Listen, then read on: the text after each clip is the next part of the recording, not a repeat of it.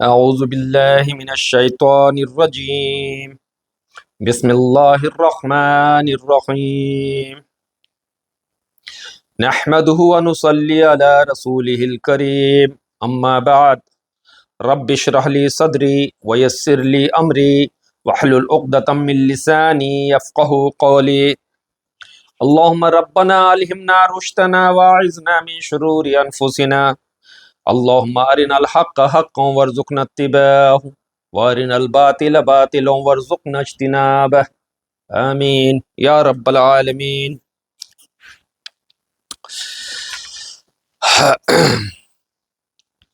میری ماؤں، بہنوں، بچیوں، الحمدللہ ہم لوگ سورہ فاتحہ کا مطالعہ کر رہے تھے گزشتہ یعنی بیتے ہوئے کچھ کلاسز میں۔ انٹروڈکٹری کلاس تھا، وہ تھوڑا ہم لوگوں نے قرآن کا انٹروڈکشن پیش کیا تھا، اس کو سمجھنے کی کوشش کی تھی۔ اس کے بعد سورہ فاتحہ کو پڑھنا شروع کیا تھا ہم لوگوں نے۔ یہ بات پچھلے کلاس میں آ گئی تھی۔ سورہ فاتحہ کے ڈیفرنٹ جو نام ہیں، وہ نام تقریباً 12 نام بتائے جا چکے تھے۔ اس کا امپورٹنس بتایا جا چکا تھا، فضیلت بتائی جا چکی تھی۔ سورہ فاتحہ میں شفا رکھا ہے، اللہ نے ہر بیماری سے شفا رکھا ہے، یہ بتایا جا چکا تھا۔ سورہ فاتحہ کو پڑھ کر دم کرنے سے سانپ کے کاٹنے کا علاج اور باقی ساری بیماریوں کا علاج ہوتا ہے، یہ بھی بتایا جا چکا تھا۔ سورہ فاتحہ کے بارے حضرت عبادہ بن صامت رضی اللہ تعالیٰ عنہ کی حدیث اور حضرت ابو ہریرہ رضی اللہ تعالیٰ عنہ کی حدیث بیان کی جا چکی تھی کہ نماز بغیر سورہ فاتحہ کے نہیں ہوتی، سورہ فاتحہ کے بغیر نماز نہیں ہوتی۔ اس کے بعد یہ بات بھی رکھی جا چکی تھی کہ سورہ فاتحہ کو اللہ رب العزت نے اپنے اور بندوں کے بیچ میں برابر برابر بانٹ لیا ہے۔ سورہ فاتحہ میں 7 آیات ہیں۔ 7 آیات سورہ فاتحہ کے بارے بتایا جا چکا تھا کہ یہ مکی صورت ہے اور اس میں 7 آیات ہیں۔ 7 آیات، ہم یہ 7 آیات بار بار پڑھتے ہیں، ہر نماز میں پڑھتے ہیں، اتنا دہراتے ہیں کہ اس کا ایک نام بھی ہے 7 مثانی، وہ 7 آیات جو بار بار دہرائی جاتی ہیں۔ تو یہ 7 آیات ہیں۔ اس دن یہ بات بھی رکھی گئی تھی کہ امیجن کیجئے کہ وہ صورت جس کی اتنی ساری فضیلت ہے، وہ صورت جس کے بغیر نماز نہیں ہو سکتی، اس میں صرف 7 آیات ہیں۔ ان 7 آیات کو ہم آج 25 سال، 30 سال، 50 سال، 70 سال سے پڑھتے چلے آ رہے ہیں۔ اگر صرف فرض نماز بھی پڑھتے ہیں تو 17 رکعت کم سے کم، اور اگر باقی نوافل، سنن، واجبات سب پڑھتے ہیں تو تقریباً 37 رکعت نماز ہم لوگ پڑھتے ہیں دن بھر میں، اور اس کو ہر بار پڑھ رہے ہیں۔ اس کے بعد بھی ہم کو نہیں معلوم کہ اس کا معنی کیا ہے، اس میں ہم اللہ سے کیا عرض کر رہے ہیں اور ہمارا اللہ کیا ایشور کر رہا ہے ہم کو۔ یہ بہت افسوس کی بات ہے۔ تو آئیے، جو پچھلے ہفتے میں ہم لوگوں نے شروع کی 3 آیت کے بارے کہا تھا کہ جیسے اللہ نے بانٹ لیا ہے اس کو اپنے اور اپنے بندوں کے بیچ میں، تو شروعات کرتے ہیں۔ اعوذ باللہ من الشیطان الرجیم، بسم اللہ الرحمن الرحیم، الحمد للہ رب العالمین، الرحمن الرحیم، مالک یوم الدین۔ یہ 3 آیات ہوئی جو یہ اللہ کے لیے، جس کے بارے کہا گیا کہ جب بندہ پڑھتا ہے الحمدللہ رب العالمین تو اللہ کہتا ہے کہ میرے بندے نے میری بڑائی بیان کی، الرحمن الرحیم، میرے بندے نے میری ثنا بیان کی، مالک یوم الدین، اللہ پاک کہتا ہے کہ میرے بندے نے میری عزت، میری مطلب مجھ کو بڑا، مجھ کو مالک مانا، یہ مفہوم عرض کر رہے ہیں۔ اس کے بعد تب پھر بات آتی ہے ایاک نعبد و ایاک نستعین۔ اس پہ بہت ڈیٹیل میں ہم لوگوں نے گزشتہ ہفتے بات کی تھی۔ یہ وہ آیت ہے جو اللہ اور اللہ کے بندے کے درمیان کامن ہے۔ کیا ہم کمٹ کر رہے ہیں، کیا کمٹ کرتے ہیں کہ اللہ ہم تیری ہی عبادت کرتے ہیں اور کرتے رہیں گے۔ اس کی میننگ بتائی گئی تھی کہ فعل مضارع ہے، یعنی گرامر بھی تھوڑا سا ڈسکس کر لیا گیا تھا کہ عربک میں جب اس ٹینس میں بات ہوتی ہے، اٹ مینس کہ ابھی پریزنٹ بھی اور فیوچر بھی ہوگا۔ ایاک نعبد، ہم تیری ہی عبادت کرتے ہیں اور کرتے رہیں گے، و ایاک نستعین، तुझी से मदद मांगते हैं और तुझी से मदद मांगते रहेंगे, तेरे सिवा किसी और से मदद नहीं मांगेंगे। ये इसमें ये मतलब one of the most critical और क्रूशल आयत है ये, है ना, कि पिछले हफ्ते ये बात की गई थी कि अल्लाह रब्बुल इज्जत के नजदीक उनकी नजर में सबसे बड़ा गुनाह शिर्क है। शिर्क सबसे बड़ा गुनाह। अल्लाह पाक कहता है, हमने उस दिन तज़किरा किया था कि सूरह निसा सूरत नंबर 4, मैं बार बार रिक्वेस्ट कर रहा हूं अपनी बच्चियों से कि वो कॉपी और कलम लेके आए, दिमाग में डाउनलोड नहीं करना है, ठीक है। कॉपी कलम जब आप लिखेंगे कॉपी कलम से तो वो चीजें आपको परफेक्शन की तरफ ले जाती हैं। यानी कि अगर किसी चीज को आपने याद किया है, फिर कॉपी कलम का इस्तेमाल करते उसको लिख लिया, तो वो चीज जिंदगी भर याद रह जाएगी। तो लिखने की आदत डालिए। हमने कहा सूरह निसा सूरत नंबर 4 लिखिए, सूरत नंबर 4, ठीक है। उसकी आयत नंबर है 48 और 2 आयत उसकी 48 में भी और 116 116। इस 2 आयत में अल्लाह पाक कह रहे हैं, बहुत स्ट्रेस देके कहा जा रहा है यहां पे, देखिए कि इन्नल्लाह ला यगफिरु अन युशरक बिही व यगफिरु मा दून ज़ालिका लिमन यशाअ व मन युशरिक बिल्लाहि फक़द इफ्तरा इस्मन अज़ीमा। ये 48 में है। ये आयत सेम टू सेम है, बस उसका पिछला हिस्सा चेंज हो जाता है 116 में। वहां क्या है, व मन युशरिक बिल्लाहि, यहाँ पे है फक़द इफ्तरा इस्मन अज़ीमा, और 116 में हो जाएगा व मन युशरिक बिल्लाहि फक़द ज़ल्ल ज़लालन बईदा, है ना। तो सूरह निसा की आयत नंबर 48 और 116 अल्लाह पाक कह रहा है कि बेशक अल्लाह सारे गुनाह को माफ कर देगा, सारे गुनाह को। अल्लाह बस शिर्क ही को माफ नहीं करता है, और उसके मासिवा दूसरे जिस कदर गुनाह हैं वो जिसके लिए चाहता है माफ कर देता है।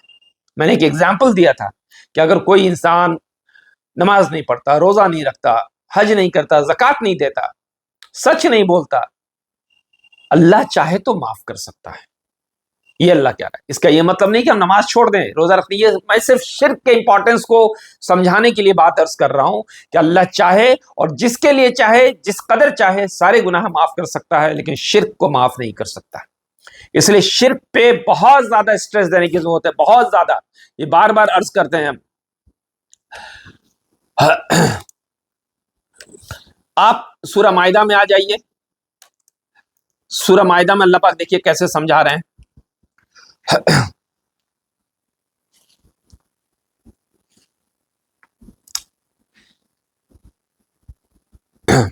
सूरह माइदा में अल्लाह पाक कहते हैं कि जिसने शिर्क किया उसने अपना ठिकाना जहन्नम में बना लिया, और वहां कोई मददगार वो नहीं पाएगा, कोई मददगार, है ना। तो इस तरह से अल्लाह पाक, इसको ऊपर तरीके से अल्लाह पाक बार बार समझा रहा है ना। तो हमको समझने की जरूरत है कि इतना ज्यादा स्ट्रेस क्यों दे रहा अल्लाह पाक कि इय्याका नअबुदु व इय्याका नस्तईन, कि हम तेरी ही इबादत करते हैं और तुझी से मदद चाहते हैं। इसलिए कि हम देखेंगे कि इस सबक के बाद भी हमारे अंदर गुमराहियां आहिस्ता आहिस्ता आना शुरू की, और हमने गायब में मदद के लिए दूसरे लोगों को पुकारना शुरू किया। मैंने उसे एक दिन एग्जाम्पल भी दिया था कि आप अजमेर चली जाइए, अजमेर में जो मज़ार है, मज़ार के बगल में जो मस्जिद है, शाहजहानी मस्जिद गालिबन, है ना, वहाँ लोग नमाज पढ़ते हैं, और नमाज पढ़ के नमाज में इय्याका नअबुदु व इय्याका नस्तईन कहा, और फिर मज़ार के पास पहुँचते हैं, तवाफ़ करते हैं चारों तरफ, और चादरें चढ़ाते हैं, और फिर अपनी मन्नतें मांगते हैं कि या गरीब नवाज, मेरी ये ज़रूरत नहीं पूरी हो रही है, आप इस ज़रूरत को पूरी करवा दीजिए। बताइए कैसा खुला शिर्क कर में इंसान मुब्तला हो जाता है, और जबकि अल्लाह पाक कह रहा है कि हम शिर्क को माफ नहीं करते हैं। तो इसलिए इतना स्ट्रेस दिया जा रहा है कि हम समझें कि असल अकायद क्या है, कुरान क्या मैसेज देना चाह रहा है, कुरान क्या समझाना चाह रहा है।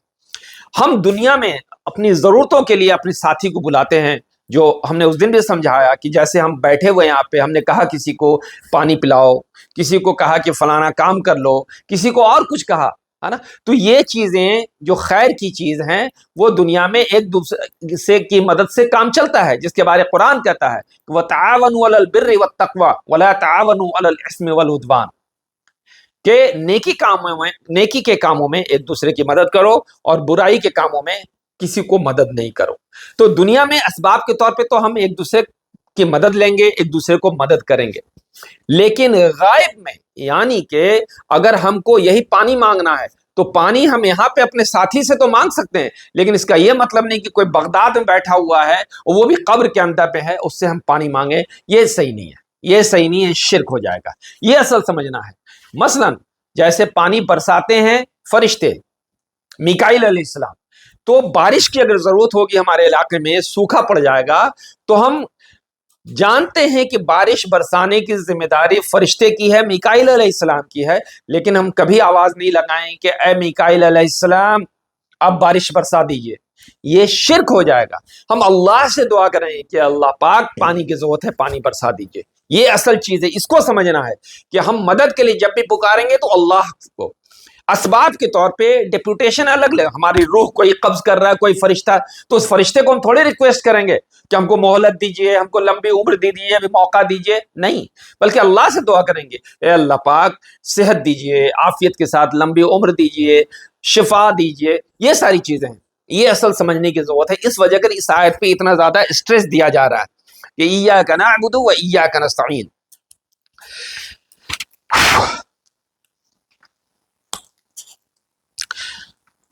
اب آگے آئیں گے ہم لوگ توحید کو سمجھنے کے لیے، توحید کس لیے کہا جائے، اور شرک کی بات کہ اللہ کے رسول صلی اللہ علیہ وسلم کا فرمان ہے جس کا مفہوم ہے کہ اے لوگو اس شرک سے بچو جو چیونٹی کے چال سے زیادہ پوشیدہ چیز ہے، یعنی چیونٹی جس طریقے سے ہمارے اندر آتی اس سے زیادہ پوشیدگی کے ساتھ شرک ہمارے اندر گھستا چلا جاتا ہے۔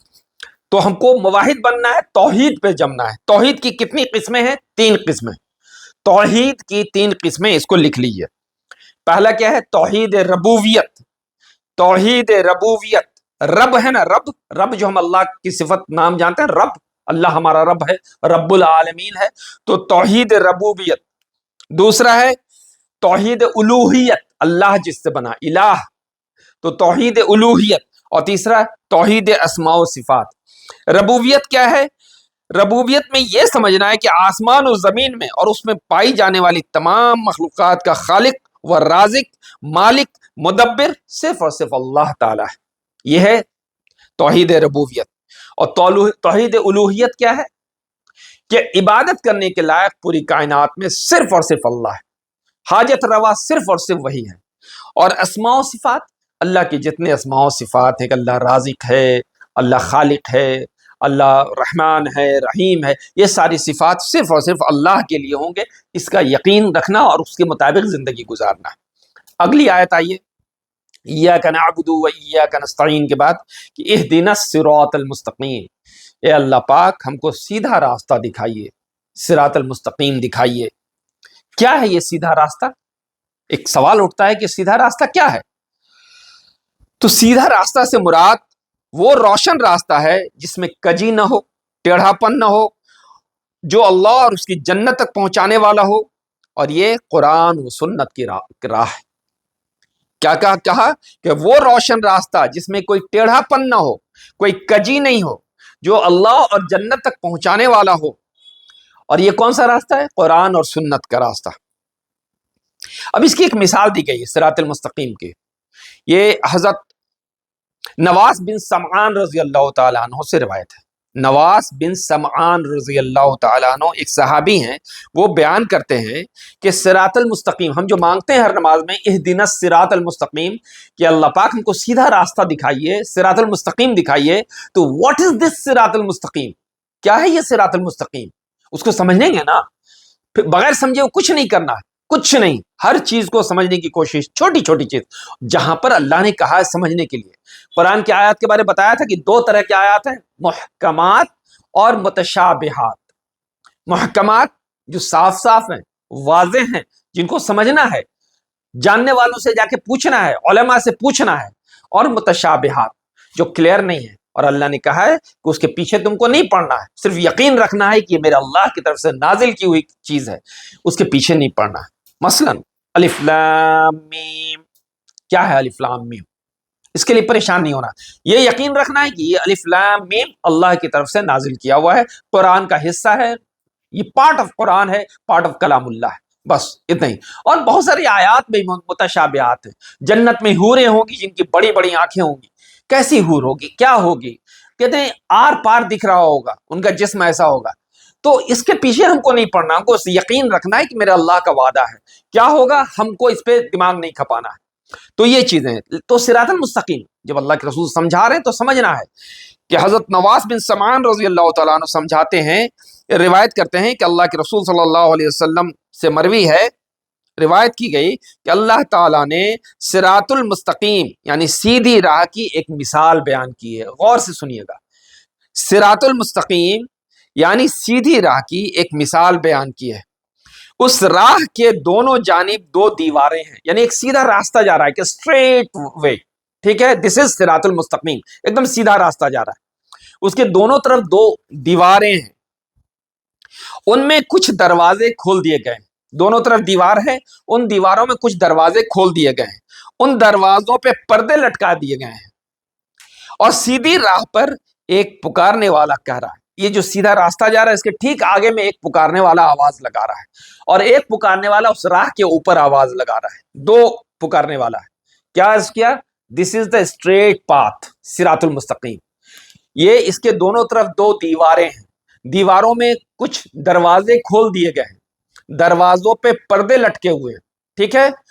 اب ایک پکارنے والا اس سیدھی راہ کے اخیر پہ ہے، سامنے میں وہ پکار رہا، اور ایک پکارنے والا راہ کے اوپر ہم پکار رہا ہے، تو پردے لٹکا دیے گئے ہیں، اور سیدھی راہ پر ایک پکارنے والا کہہ رہا ہے، کیا کہہ رہا ہے؟ اے لوگو، سیدھی راہ پہ چلتے رہو اور اس سے انحراف نہ کرو، اس سے بھٹکو نہیں۔ ایک اور پکارنے والا سیدھی راہ کے اوپر سے پکار رہا ہے کہ جب کوئی آدمی ان دروازوں میں سے کوئی دروازہ کھولنا چاہتا ہے تب وہ کہتا ہے دیکھو اسے نہ کھولو، اگر تم نے اسے کھول دیا تو اس میں داخل ہو جاؤ گے۔ وہ سیدھی راہ اسلام ہے، دونوں دیواریں اللہ کے مقرر کیے ہوئے حدود ہیں۔ یہ جو صراط المستقیم ہے یہ اسلام ہے، اس کے دونوں طرف جو دیواریں ہیں وہ اللہ کی قائم کردہ حدود ہیں، لمیٹیشنز ہیں۔ اللہ جو کہتے ہیں حدود کو کراس نہیں کرو، ہے نا، نگاہوں کی حفاظت کرو، میوزک نہیں سننا ہے، میوزک وغیرہ کیا ہے؟ حدود ہے۔ اگر ہم بہت زیادہ میوزک سنتے رہیں گے ہر وقت، یہ میوزک حدود کو کراس کرتے ہوئے ایک دن ہم بڑی سے بڑی برائی میں مبتلا ہو جائیں گے۔ اس لیے یہ جو لمیٹیشنز ہیں، یہ باؤنڈریز ہیں، ان باؤنڈریز کے قریب بھی نہیں جانا، حدود کے قریب بھی نہیں جانا ہے۔ تو اللہ پاک کہہ رہا ہے، وہاں پہ یہ بتایا جا رہا ہے کہ جب کوئی آدمی ان دروازوں میں سے کوئی دروازہ کھولنا چاہتا ہے تو وہ پکارنے والا کہتا ہے دیکھو اسے نہ کھولو، اگر تم نے اسے کھول دیا تو اس میں داخل ہو جاؤ گے۔ وہ سیدھی راہ اسلام ہے، دونوں دیواریں اللہ کی مقرر کردہ حدود ہیں، کھولے گئے دروازے اللہ کے حرام کردہ امور ہیں۔ ان دیواروں پہ جو دروازہ لٹکا ہوا ہے، دروازہ ہے، اس پہ پردے لٹکے ہوئے ہیں، اگر ان دروازوں کو کھول کے کوئی چلا جاتا ہے اندر، اٹ مینس کہ وہ حرام کام کر دے گا، حرام کام کر دے گا۔ اور سیدھی راہ کے سرے پہ موجود پکارنے والا کتاب ہے، یہ کتاب اللہ، یعنی دو پکارنے والا پکار رہا تھا، ایک جو سیدھی راہ کے سامنے پکار رہا تھا وہ کتاب اللہ ہے، اور جو سیدھی راہ کے اوپر سے پکارنے والا ہے وہ اللہ کی طرف سے ہر مسلمان کے دل میں موجود خیر کی دعوت دینے والا جذبہ ہے۔ اٹس ویری کلیئر ناؤ، ایک دم صاف ہو گیا۔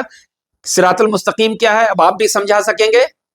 پھر سے، صراط المستقیم ایک سیدھا راستہ ہے، یہ صراط المستقیم ہے، اس کے دونوں طرف دیواریں ہیں، وہ دیوار کیا ہے؟ حدود ہے اللہ کے، ان میں دروازے کھلے ہوئے ہیں، پردے لٹکے ہوئے ہیں۔ یہ دروازے کیا ہیں؟ ان دروازے کو کھولنے سے منع کیا گیا ہے، ٹھیک ہے نا۔ ایک پکارنے والا ہے جو اس سیدھے راستے کے آگے میں ہے، ایک پکارنے والا اوپر میں بیٹھا ہوا ہے۔ سامنے والا کیا ہے؟ کتاب اللہ، یہ کتاب اللہ جو کہہ رہا ہے کہ دیکھو اس گیٹ کو نہیں کھولنا، اس میں داخل نہیں ہونا، سیدھے چلتے چلے آؤ، سیدھے چلتے چلے آؤ، اس طریقے سے گمراہی سے بچے رہو گے۔ اور اوپر جو بیٹھا ہوا ہے وہ کون ہے؟ ہر مسلمان کے دل میں خیر کا دعوت دینے والا جو جذبہ ہوتا ہے وہ جذبہ ہے، وہ کہتا ہے کہ اس دروازے کو اگر کھول دیا تم نے تو پھر حرام میں داخل ہو جاؤ گے، یہ ہے سیدھا راستہ۔ اس طریقے سے وضاحت کے ساتھ سیدھے راستے کو سمجھایا گیا۔ اللہ پاک ہم لوگوں کو حقیقت میں سمجھا دے۔ بہرحال اہدنا الصراط المستقیم ہو گیا، اب صراط الذین انعمت علیہم غیر المغضوب علیہم ولا الضالین، آمین۔ اللہ پاک کہتا ہے ان لوگوں کی راہ پہ، اس صراط المستقیم پہ کون لوگ چلتے ہیں؟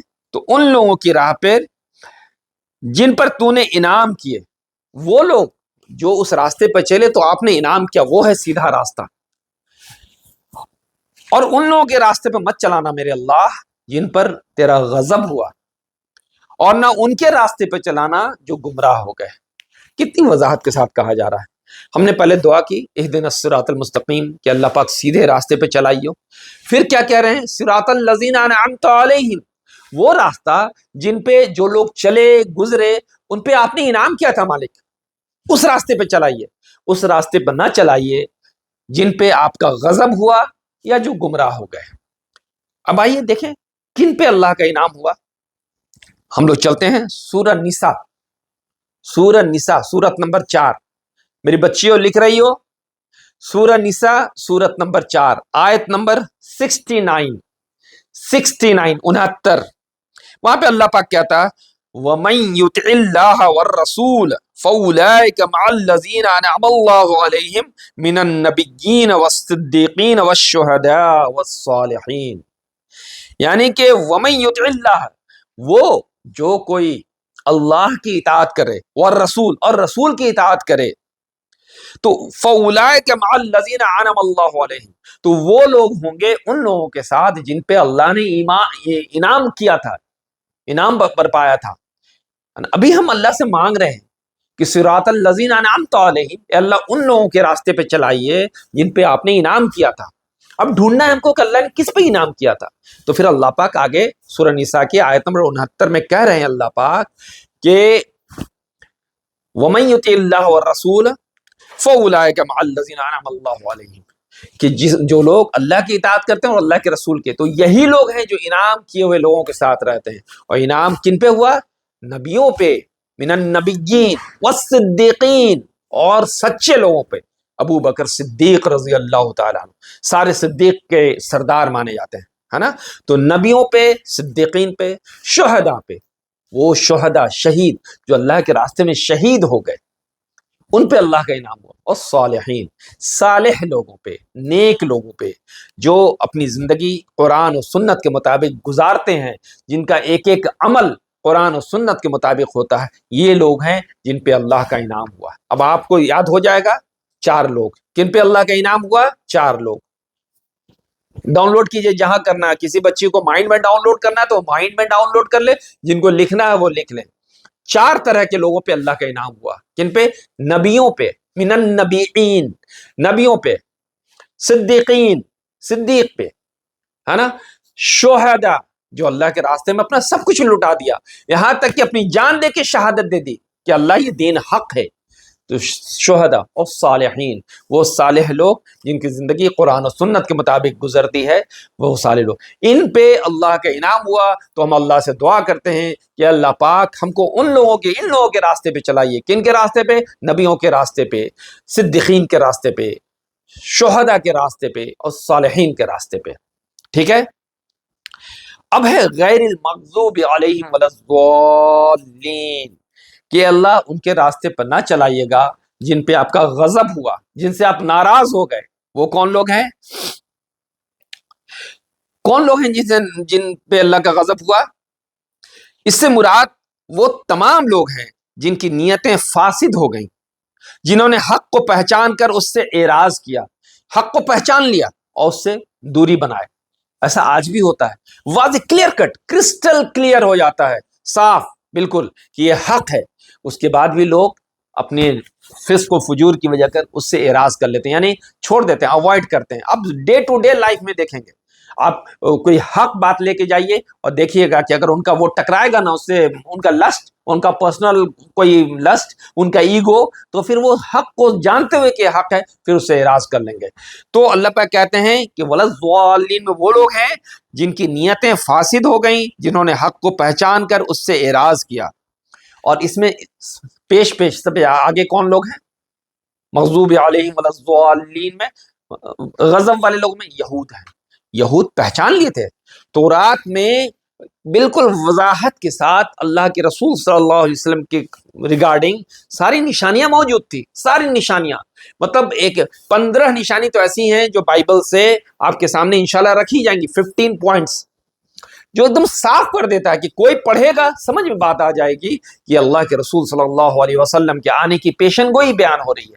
وہ سمجھ گئے تھے۔ اس کا چھوٹا سا اگزامپل آپ کو دے، حضرت صفیہ رضی اللہ تعالی عنہ، حضرت صفیہ رضی اللہ تعالی عنہ ام المومنین ہیں، ہماری مائیں ہیں، مومنوں کی مائیں ہیں، یہودی سردار کی بیٹی تھی، وہ بیان کر رہی ہے جس کا مفہوم ہے کہ ایک دن ان کے ابو اور ان کے چچا جب پتا چلا کہ اللہ کے رسول آئے ہوئے ہیں تو گئے تحقیق کرنے کے لیے کہ کون ہے، پھر لوٹے وہاں سے تو ایک کمرے میں بات کر رہے ہیں، حضرت صفیہ سن رہی ہیں، وہ عرض کرتی ہیں کہ میں نے سنا، جس کا مفہوم ہے کہ چچا پوچھ رہے ہیں اپنے بڑے بھائی سے کہ بھائی کیا کہتے ہو، تو کہا کہ بالکل کلیئر ہے، وہ نبی ہے اللہ کا، جو اس کی نشانیاں تو رات میں موجود تھیں۔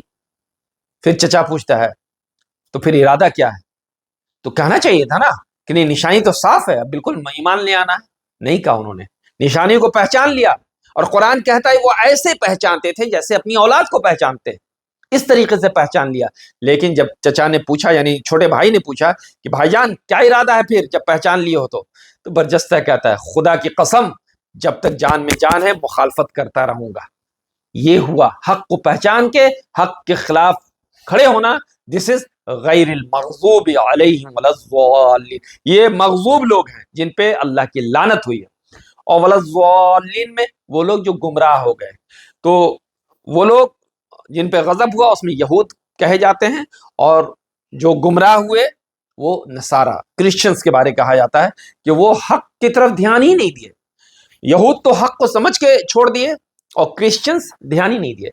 آج ہم لوگ بھی ایسا کرتے ہیں، دین کو بہت لائٹلی لیتے ہیں، اگر دین کو سیریسلی لیں گے نا تو پھر بہت ساری چیز سمجھ میں آ جائے گی، لیکن آپ دیکھیں گے کہیں پہ دو آدمی اگر کسی چیز پہ بحث کر رہے ہیں نا تو ایک تیسرا نیوٹرل بندہ آئے گا، ارے یار تم لوگ اتنا زیادہ کیوں کرتے رہتے ہو، یہ بھی کوئی ٹھیک ہے، ہمارا تو سب کے ساتھ چلتا ہے، ٹھیک ہے وہ بھی صحیح ہم بھی صحیح، اس طرح کا اٹ مینس کہ اس نے دین کو سیریسلی نہیں لیا، ورنہ ایسے کیسے ہو جائے گا کہ تم بھی صحیح اور ہم بھی صحیح، حق تو حق ایک ہی ہوگا نا، حق پانچ نہیں ہو سکتا، اندھیرے بہت ہو سکتے ہیں، اجالا تو ایک ہی ہوگا، ہے نا۔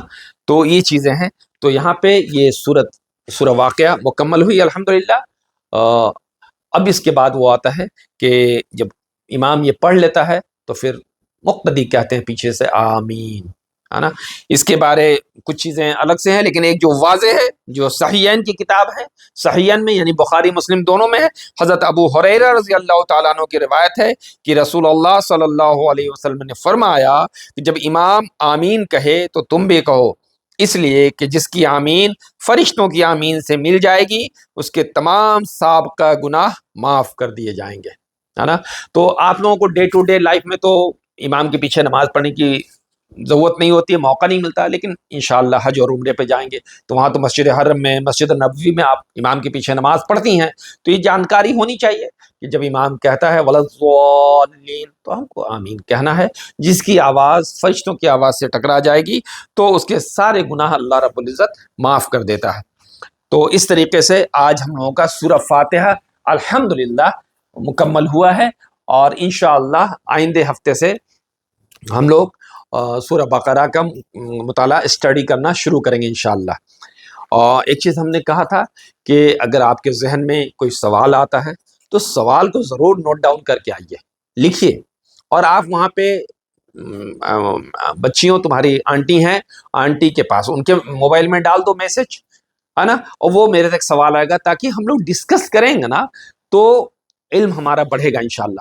آپ کوئی سوال پوچھیں گی، اس کا جواب اگر ہم کو معلوم ہوگا تو ہم جواب دے دیں گے، اگر نہیں معلوم ہوگا تو ہم آپ کو کہہ دیں گے کہ اس کا جواب ابھی نہیں معلوم ہے، نیکسٹ ویک انشاءاللہ ہم اسٹڈی کر کے تحقیق کر کے اور پتہ کر کے پھر آئیں گے، انشاءاللہ آپ کو جواب دیں گے۔ اس طریقے سے ہم لوگ کوشچن آنسر سیشن بھی کریں گے نا تو آہستہ آہستہ ہمارے علم میں اضافہ ہوگا، ٹھیک ہے۔ آئیے اب تھوڑی سی اسلامک لٹریچر کو بھی تھوڑا ہم لوگوں نے پڑھنے کا ارادہ کیا ہے کہ ہمارے لیے کیا کیا چیز ہیں۔ ایک تو قرآن، دوسری چیز سننا، یہ بیس ہے ہمارا، ہے نا۔ اس کو سمجھ لیجیے کہ ہم کوئی بھی عمل کریں، کوئی بھی عمل اپنی صبح بستر سے اٹھنے سے لے کے رات میں بستر پہ جانے تک وہ بیسٹ ہونا چاہیے، کہاں سے ڈرائیو کیا ہوا، کہاں سے ماخوذ، کہاں سے ہم لیں گے، وہ قرآن سے یا سنہ سے، ٹھیک ہے۔ اس کے علاوہ کہیں اور سے نہیں لیں گے، قرآن سے یا سنہ سے۔ سنہ کس کو کہتے ہیں؟ اللہ کے رسول صلی اللہ علیہ وسلم نے جو چیز کہا، جو چیز کیا، یا پھر کوئی دو صحابی کر رہے تھے اللہ کے رسول نے دیکھا صلی اللہ علیہ وسلم اور خاموش رہے، اٹ مینس کہ وہ بھی سننا میں آ گیا۔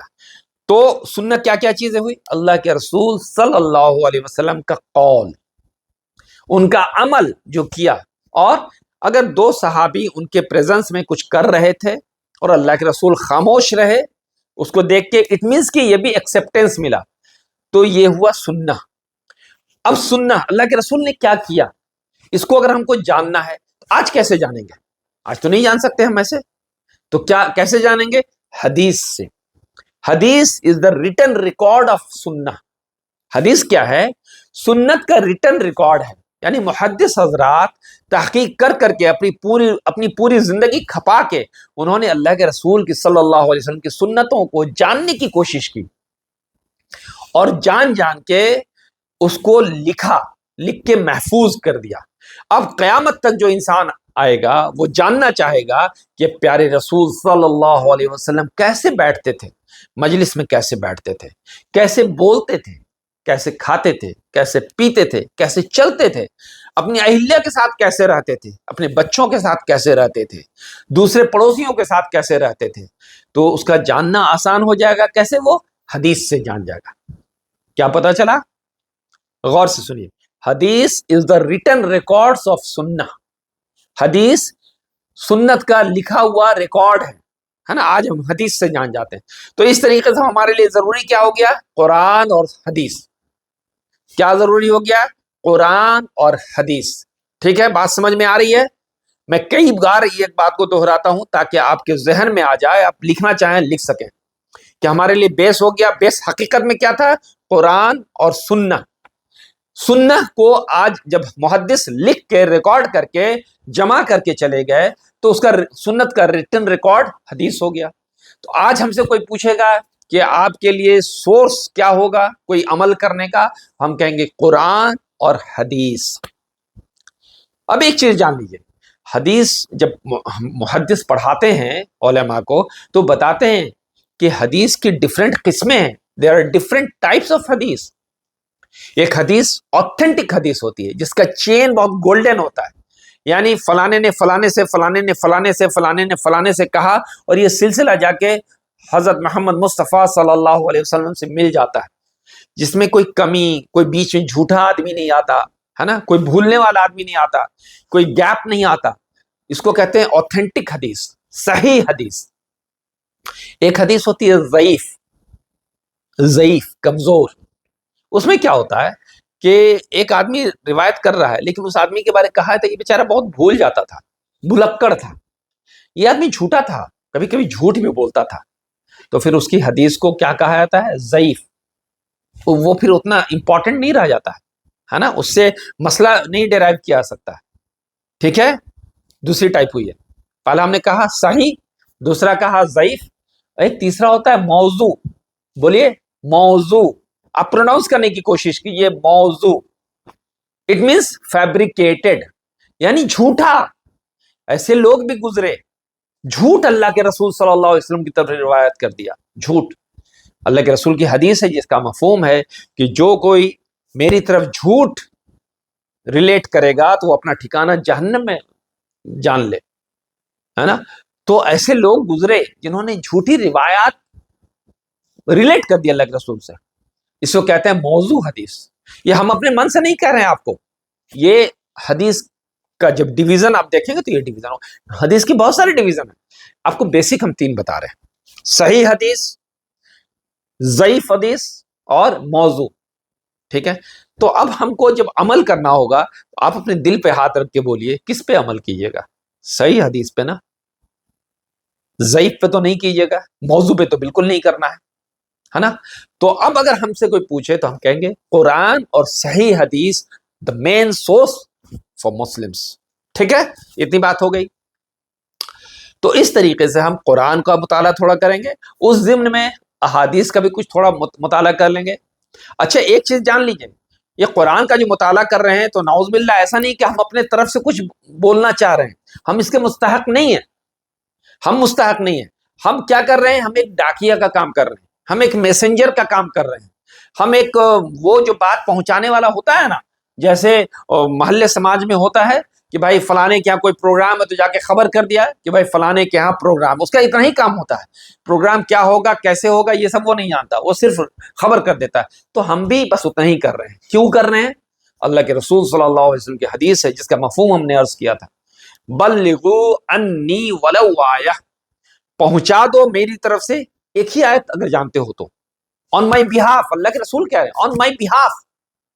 تو اللہ کے رسول کی حدیث اس حکم کی تعمیل میں ہم جو تھوڑا بہت جاننے کی کوشش کرتے ہیں اس کو پہنچانے کی کوشش کر رہے ہیں۔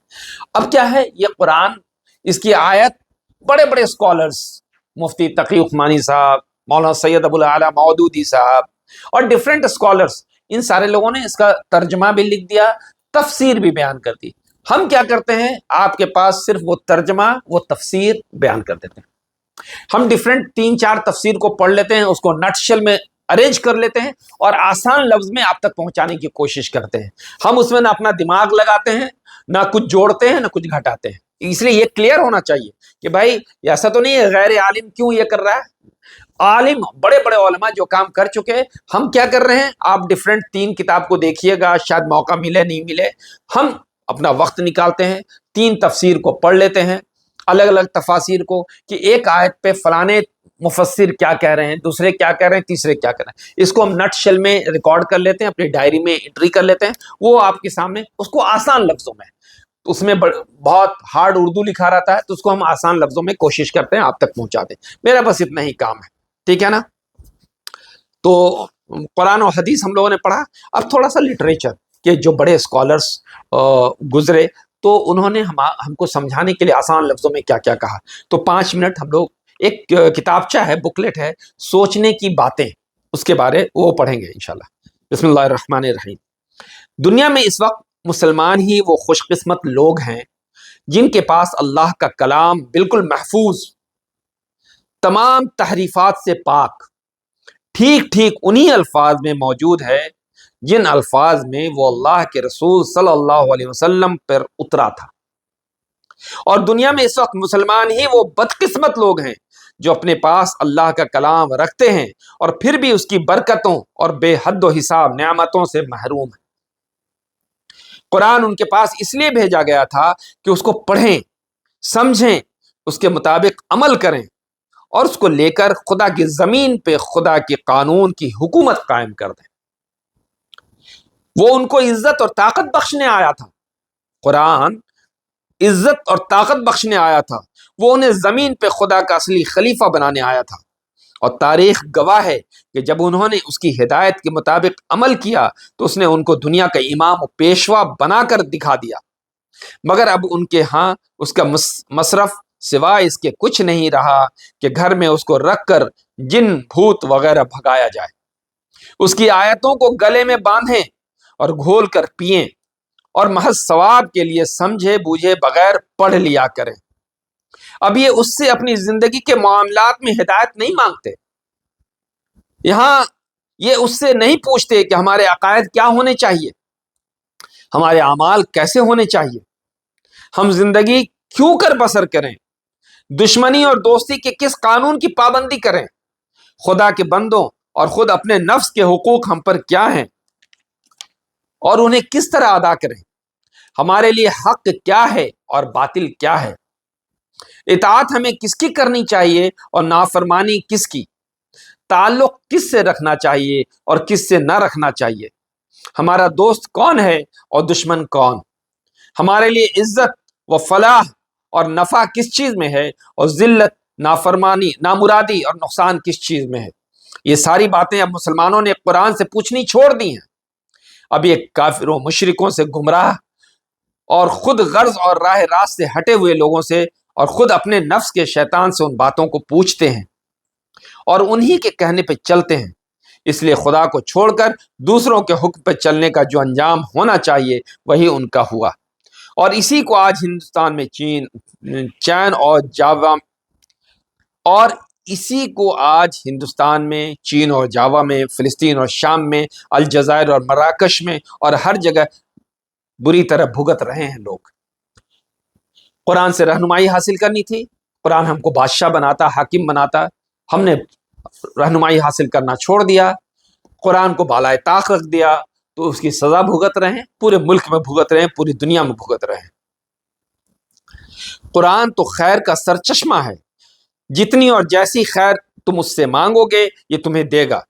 تم اس سے محض جن بھوت بھگانا اور کھانسی بخار کا علاج اور مقدمے کی کامیابی اور نوکری کا حصول اور ایسی چھوٹی چھوٹی ذلیل بے حقیقت چیزیں مانگتے ہو تو یہی تمہیں ملے گی۔ اگر دنیا کی بادشاہی اور روئے زمین کی حکومت مانگو گے تو وہ بھی ملے گی، اور اگر عرش الہی کے قریب پہنچنا چاہو گے تو یہ تمہیں وہاں بھی پہنچا دے گا۔ یہ تمہارے اپنے طرف کی بات ہے کہ سمندر سے پانی کی 2 بوندیں مانگتے ہو، ورنہ سمندر تو دریا بخشنے کے لیے بھی تیار ہے۔ انشاءاللہ آج بس اتنا ہی، اور اس طریقے سے ہم ایک سلسلہ شروع کریں گے کہ تھوڑا سا لٹریچر بھی پڑھیں گے اور قرآن بھی پڑھیں گے، حدیث بھی پڑھیں گے، اور اگر کوئی کویشچن آنسر کا معاملہ ہوگا تو وہ بھی انشاءاللہ ہم لوگ کریں گے۔ ہم نے یہ کوشش کی تھی کہ 45 منٹس کا سیشن ہم لوگوں کا رہے، بہت لمبا نہیں کہ لوگ اوب جائیں، وقت نکالنا مشکل ہو جائے، تو ہم کوشش کرتے ہیں کہ 45 منٹس میں ہمارا سیشن کمپلیٹ ہو جائے۔ 40 منٹ ہوئے ہیں، آج الحمدللہ سورہ فاتحہ ہم لوگوں نے مکمل کر لیا، کمپلیٹ کر لیا۔ آج سے جو میسج ہم لے کے چل اٹھ رہے ہیں یہاں سے، ٹیک ہوم میسج جس کو بولتے ہیں، کہ کسی محفل میں آپ گئے، بہت ساری باتیں ہوئی، تو بہت ساری باتوں میں مین بات کیا ہوگی جو کہتے ہیں ٹیک ہوم میسج، یعنی گھر لوٹ رہے ہیں تو کون سا میسج لے کے ہم لوٹیں گے؟ ایک میسج، شرک نہیں کرنا ہے۔ اگر یہ میسج ہماری زندگی میں آ گیا تو یقین رکھیے کہ ہم انشاءاللہ کامیاب ہو گئے۔ کچھ کمی کوتاہی رہ سکتی ہے، ان کمی کوتاہی کے باوجود اگر شرک سے محفوظ ہو گئے تو اللہ رب العزت انشاءاللہ ہم کو بخش دے گا، لیکن بہت سارے اعمال ہوئے اور ساتھ میں شرک ہوا نا تو نہیں بخشے گا۔ ایک گلاس دودھ میں 1 بوند بچے کا پیشاب گر جائے، آپ پینا پسند کریں گے؟ نہیں۔ ایک گلاس میں چھوڑیے، 1 ڈرم دودھ میں 100 لیٹر دودھ ہے، کوئی کہہ دے کہ بچے کا 1 بوند پیشاب گر گیا تھا، پینا پسند کریں گے؟ نہیں۔ اور آگے بڑھیے، دودھ کی جو ٹرک جاتا ہے 12,000 لیٹر دودھ اس میں ہوتا ہے، اس میں پتا چل جائے کہ بچے کا پیشاب گرا ہوا، پینا پسند کریں گے؟ نہیں۔ تو آپ 1 بوند پیشاب نہیں برداشت کر سکتے، اس سے خطرناک بدبو، اس سے خطرناک گناہ شرک میں ہے۔ میرا اللہ کیسے پسند کرے گا کہ اس کی عبادت شرک کے ساتھ کی جائے؟ نہیں پسند کرے گا۔ اس لیے ہم شرک سے محفوظ رہیں، اس کی پوری کوشش کرنا ہے، شرک کی قسموں کو سمجھنا ہے۔ قرآن ایک جگہ کہتا ہے ارأیت من اتخذ الہہ ہواہ، کیا تم نے اس شخص کو دیکھا ہے جس نے اپنے خواہش نفس کو اپنا خدا بنا لیا ہے؟ یعنی خواہش نفس کی پیروی کرنا بھی شرک ہے ایک طرح کا۔ کیا چیز؟ فجر کا وقت ہو رہا ہے، اب ٹھنڈک شروع ہو رہی ہے، لحاف اوڑھے ہوئے ہیں، بہت اچھا لگ رہا ہے، فجر کی نیند سب سے اچھی ہوتی ہے صبح کی، لحاف میں گرم گرم لیٹے ہوئے ہیں آرام سے، اور اٹھنے کی خواہش نہیں ہو رہی ہے، نیند پوری نہیں ہوئی ہے۔ اس وقت مؤذن نے اذان دے دی، نماز کے لیے جانا ہے، لیکن دل کر رہا بھی تھوڑا آرام کرتے ہیں، رک جاتے ہیں، یعنی اپنے خواہش نفس کو اپنا خدا بنا لیا، بات نہیں مانا اللہ کی۔ وہ اللہ جس نے بلایا تھا حی علی الصلاۃ حی علی الفلاح، اس اللہ کی طرف جانے کو چھوڑ کے ارأیت من اتخذ الہہ ہواہ، کیا تم نے اس شخص کو دیکھا ہے جس نے اپنے خواہش نفس کی پیروی کر لی؟ تو یہ بھی شرک ہے، اس طرح کے شرک سے بچیں۔ اللہ کے رسول صلی اللہ علیہ وسلم کی ایک حدیث ہے جس کا مفہوم ہے کہ شفاعت جب ملے گی، شفاعت یعنی اللہ کے رسول صلی اللہ علیہ وسلم کو یہ اتھارٹی ملے گی کہ جاؤ شفاعت کرو، تم جس کو شفاعت مطلب وہ ریکمینڈ کرو گے اس کو ہم جہنم سے نکال لیں گے۔ اللہ کے رسول صلی اللہ علیہ وسلم شفاعت کرنا شروع کریں گے اللہ کے اذن سے، اللہ پاک کے حکم سے، ورنہ اللہ کے رسول خود سے چاہیں تو نہیں کر سکتے شفاعت، تو اللہ کے حکم سے جب شفاعت کریں گے تو ایک ایک کر کے سارے گناہ گاروں کو جہنم سے نکال لیں گے، ہے نا۔ اب جہنم میں صرف وہی لوگ بچے رہ جائیں گے جنہوں نے شرک کیا ہوگا۔ تو یہ شرک اتنا بڑا گناہ ہے، اللہ رب العزت ہم سب کو شرک سے بچا لے، کفر سے بچا لے، بدعات سے بچا لے، اللہ کے نافرمانیوں پہ چلنے سے بچا لے، ہے نا، اور اللہ موحد بنا لے، توحید پہ بنا لے، توحید پہ جما دے، ہے نا۔ ہم مانگے تو صرف اللہ سے اور عبادت کریں تو صرف اللہ کی، اللہ رب العزت کہنے سننے سے زیادہ عمل کرنے والا بنائے۔ کوئی بات غلطی سے انوئنگلی غلط نکل گئی ہو، اللہ پاک اس کو ڈیلیٹ کر دیجیے گا ہمارے اعمال نامے سے مالک، اور جو بات خیر کی نکلی ہے اس پہ خود ہم کو اور سننے والوں کو سب کو چلنے والا بنائیے گا، عمل کرنے والا بنائیے گا، اور ہماری اس کوشش کو میرے مالک قبول فرما لیجیے گا، ہمارے لیے آخرت کی کامیابی کا ذریعہ بنا لیجیے گا مالک۔ جو زندگی دی ہے مالک، اس زندگی کو اپنی رضا حاصل کرنے کے لیے قبول کر لیجیے مالک۔ یہ دور فتنے کا ہے مالک، اس میں طرح طرح کے فتنے آ رہے ہیں اور ہم نوئنگلی ان نوئنگلی ان فتنوں کا شکار ہو جاتے ہیں میرے مالک۔ آپ سے پناہ چاہ رہے ہیں، آپ کی پناہ میں آنا چاہتے ہیں، آپ سے مدد چاہ رہے ہیں مالک کہ شیطان مردود سے آپ اپنی پناہ میں لے لیجئے، ہمارے نفس کے شر سے اپنی پناہ میں لے لیجئے، سارے فتنوں سے بچاتے ہوئے اپنی پناہ میں لے لیجئے مالک۔ وما علینا الا البلاغ وآخر دعوانا ان الحمد للہ رب العالمین۔